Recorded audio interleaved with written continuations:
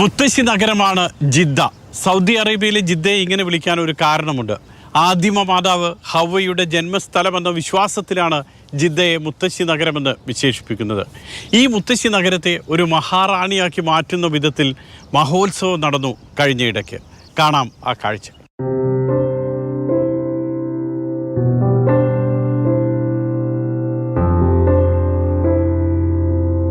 ചെങ്കടലിന്റെ റാണിയെന്നും ജിദ്ദയ്ക്ക് വിളിപ്പേരുണ്ട്. ഈ വിശേഷണം അർത്ഥവത്താക്കുന്നതാണ് ഫെസ്റ്റിവൽ കാഴ്ചകൾ. നാനാഭാഗങ്ങളിൽ നിന്നുമുള്ളവർ ഒത്തുചേർന്ന് രാവിനെ പകലാക്കി മാറ്റി സൗഹൃദത്തിന്റെ സുന്ദര കാഴ്ചകൾ സമ്മാനിച്ച റമദാൻ ഫെസ്റ്റ്.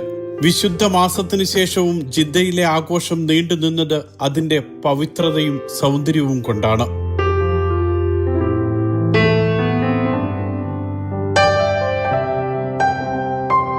ജിദ്ദയുടെ ഹൃദയഭാഗമാണ് പുരാതന ജിദ്ദ. മണ്ണിട്ട് കടൽ നികത്തിയാണ് ഇവിടെ നിന്നും പല ദിക്കുകളിലേക്ക് ജിദ്ദ വളർന്നത്. തീരങ്ങളുടെ തൊടുകുറിയെന്നോണം തല ഉയർത്തി നിൽക്കുന്ന കെട്ടിടങ്ങൾ ഉയർന്നു. വ്യാപാര സ്ഥാപനങ്ങൾ വളർന്നു. പുതിയ റോഡുകളും കെട്ടിടങ്ങളുമെല്ലാം ഉയർന്നു വന്നപ്പോഴും പഴമയെ കൈവിട്ടില്ല ഈ മുത്തശ്ശി നഗരം. പൈതൃക നഗരമായ ബലദ് ഇതിനൊരു സാക്ഷ്യപത്രമാണ്. ബലദിൽ അന്തിയുറങ്ങുന്ന ചരിത്രത്തിന്റെയും സംസ്കാരത്തിന്റെയും സമ്പന്നതയിലായിരുന്നു റമദാൻ ഫെസ്റ്റ്. ഈ ചരിത്ര പ്രദേശങ്ങളെ ഉൾക്കൊള്ളിച്ചുകൊണ്ട് വളരെ വിപുലമായ രീതിയിൽ തന്നെ ടൂറിസത്തിന്റെ ഭാഗമായിട്ട് ഇതിൻ്റെ ഒരു പുനരാവിഷ്കരണം എന്ന വിപുലമായ രൂപത്തിൽ നടത്തുകയാണ് ഇവിടെയുള്ളത്. ഇവിടെ ഒരുപാട് ആളുകൾ വരികയും സ്വദേശത്തും വിദേശത്തുമുള്ള ഒരുപാട് ആളുകൾ വരികയും ഇവിടെയുള്ള ഒത്തുചേരുകയും ചെയ്യുന്ന ഒരു അവസ്ഥയാണ് ഇന്ന് ഇവിടെ നമ്മൾ കണ്ടുകൊണ്ടിരിക്കുന്നത്. മറ്റിടങ്ങളിലെ ആഘോഷത്തിൽ നിന്നും വ്യത്യസ്തമാണ് ബലദിലെ ഫെസ്റ്റിവൽ. കണ്ണുകൾക്കും കാതുകൾക്കുമുള്ള ആഘോഷത്തിനൊപ്പം ഹൃദയം തൊടുന്ന ചരിത്ര രേഖകൾ കൂടി അടുത്തറിയാൻ സന്ദർശകർക്ക് കഴിഞ്ഞു. മണ്ണിലും മരത്തിലും മനുഷ്യരിലുമെല്ലാം ചരിത്രവും സംസ്കാരവും ചേർത്ത് വിളക്കിയ തിളക്കം കാണാമായിരുന്നു. പുണ്യ റമദാനിൽ മനുഷ്യ ചരിത്രത്തെ അടുത്തറിയാനുള്ള അവസരം കൂടിയായിരുന്നു പുരാതന ജിദ്ദയിലെ Ramadan fest. When you first walk into Balad, it's like walking into another religion. Not like a religion, but like a country. Basically, when you walk into Balad, there's hundreds of mini games like four on a line or hotspot or basically jungles and all. And also, Balad is also like a historical fort for Jeddah as it is a major landmark. Saudi പൗരന്മാരും പ്രവാസികളും വിദേശ വിനോദസഞ്ചാരികളുമെല്ലാം ഒരു മാസത്തിലധികം നീണ്ട festival കാഴ്ചകൾ കാണാനും പുരാതന നഗരത്തെ അടുത്തറിയാനും ബലദിലെത്തി. അതുകൊണ്ട് തന്നെ സംസ്കാരത്തിന്റെയും ചരിത്രത്തിന്റെയും ആധുനികതയുടെയും കലർപ്പില്ലാത്ത ആഘോഷമായി റമദാൻ ഫെസ്റ്റ് മാറി. പല നാടുകളിൽ നിന്ന് പല നാളുകളിലായി 40 ലക്ഷത്തോളം പേർ ഈ ചരിത്ര നഗരത്തിലെത്തി. കാഴ്ചകളും സൗഹൃദങ്ങളും രുചിമേളകളുമായിട്ടായിരുന്നു ആഘോഷം.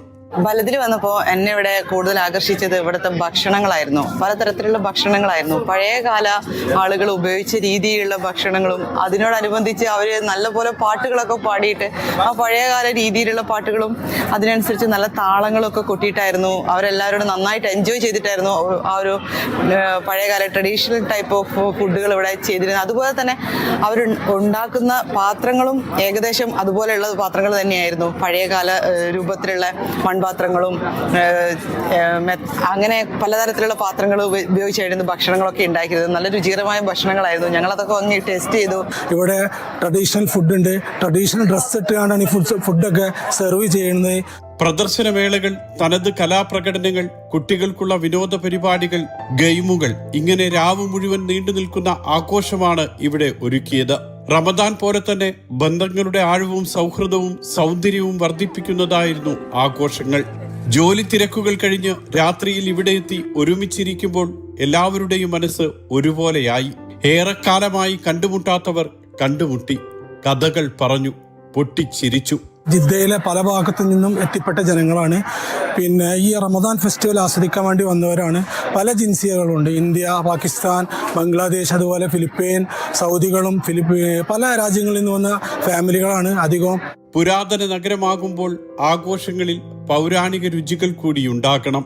തെരുവുകളുടെ ഇരുവശങ്ങളിലുമായി നിറഞ്ഞ ഭക്ഷണശാലകൾ ഇത്തരത്തിലുള്ള രുചിയും മണവുമാണ് പങ്കുവച്ചത്. രുചികളിലൂടെ സന്ദർശകരെ ഭൂതകാലത്തിലേക്ക് കൂട്ടിക്കൊണ്ടുപോകുന്ന മായ കാഴ്ച.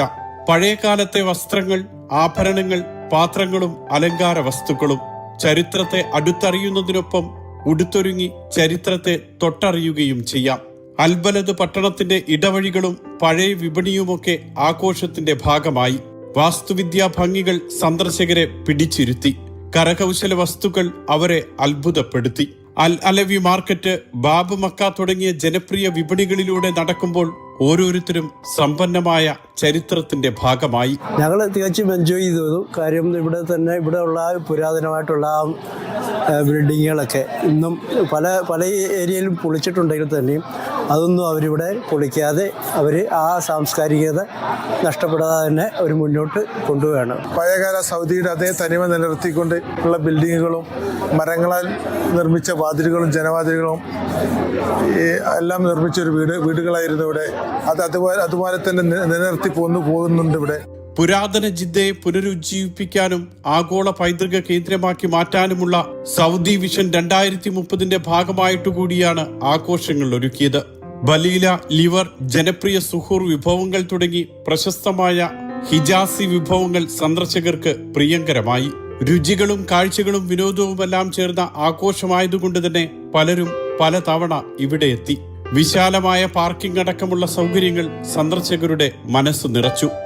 ഇപ്പം തന്നെ ഞങ്ങൾ 3ാമത്തെ പ്രാവശ്യമാണ് ഇവിടെ വരുന്നത്. ഈ സ്ഥലം എന്ന് പറഞ്ഞാൽ വളരെ തികച്ചും ഹിസ്റ്റോറിക്കലായിട്ടുള്ള ഒരു നഗരമാണ്.